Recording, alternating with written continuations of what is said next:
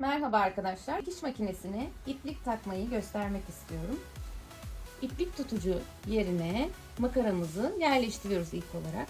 1 numaralı arka iplik tansiyonu, 2 numaralı ön iplik tansiyonu ve 3 numaralı iplik tansiyonundan ipimizi geçirdikten sonra iğne milimle ipliğimizi takıyoruz. Bu model dikiş makinesinde kolaylıkla iğneye iplik takma aparatı bulunuyor. Ben iğneye ipliği takmak için bu aparatı kullanıyorum.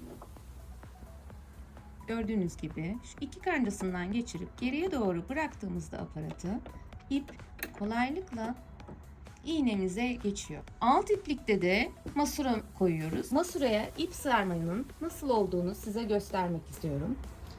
İplik tutucumuza makaramızı yerleştiriyoruz ve buradaki masura tansiyonu ayarına ipimizi şu şekilde geçiriyoruz. Bu şekilde geçirdikten sonra her masurada böyle delikler vardır. Bu delikler ne işe yarar? İpliği masuramıza düzgünce sarmamızı sağlar. Bu ipi parmağımıza tuttuktan sonra masura pimine masuramızı takıyoruz ve pimi sağa doğru ittiriyoruz. Sağa doğru ittirdikten sonra bu ipi elimizden kaçırmamaya çalışarak pedalımıza basıyoruz. Ve bu şekilde ipimiz masuraya sarılmıştır. Doldurduğumuz masurayı ipten makasla ayırarak şuradaki alt ip kapağını açıp masuramızı bu şekilde yerleştiriyoruz.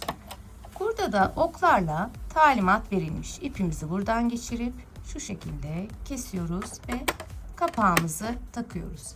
Demin gösterdiğim şekilde de ipimizi taktıktan sonra makinemiz dikmeye hazırdır.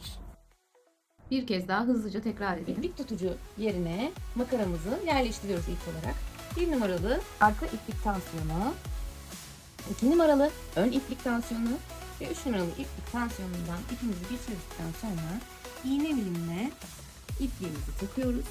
Bu model dikiş makinesinde kolaylıkla iğneye iplik takma aparatı bulunuyor. Gördüğünüz gibi şu iki kancasından geçirip geriye doğru bıraktığımızda aparatı ip kolaylıkla iğnemize geçiyor. Alt iplikte de masura koyuyoruz. Masuraya ip sarmanın nasıl olduğunu size göstermek istiyorum. İplik tutucumuza makaramızı yerleştiriyoruz ve buradaki masura tansiyonu ayarına ipimizi şu şekilde geçiriyoruz. Bu şekilde geçirdikten sonra bu ipi parmağımıza tuttuktan sonra masura pimine masuramızı takıyoruz ve pimi sağa doğru ittiriyoruz.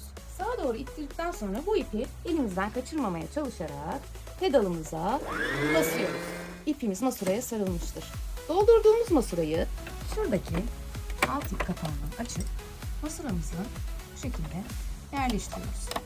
Burada da oklarla talimat verilmiş. İpimizi buradan geçirip şu şekilde kesiyoruz ve kapağımızı takıyoruz. Makinemiz dikmeye hazırdır. Teşekkürler.